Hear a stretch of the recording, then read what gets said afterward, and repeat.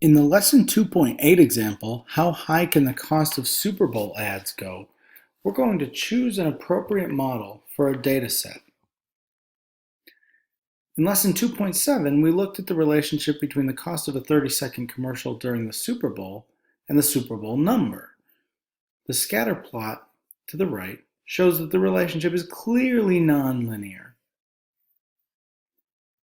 So, an exponential model and a quadratic model were calculated for the relationship between the cost and the Super Bowl number. These are the residual plots based on those models.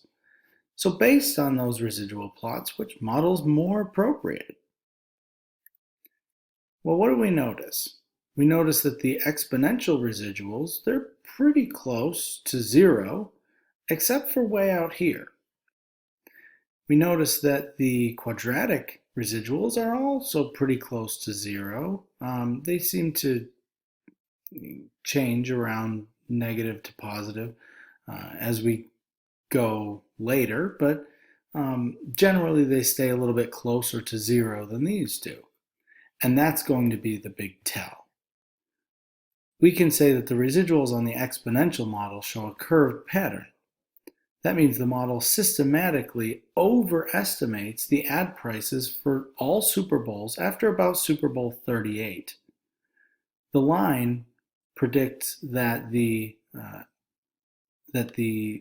price of the Super Bowl ad will be quite a bit higher than the Super Bowl ad's price actually was.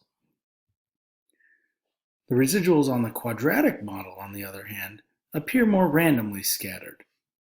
So because of the fact that we see more random scatter in the quadratic model versus some kind of systematic overestimating or underestimating, it could have been, in the exponential model, we're going to choose the quadratic model as our choice.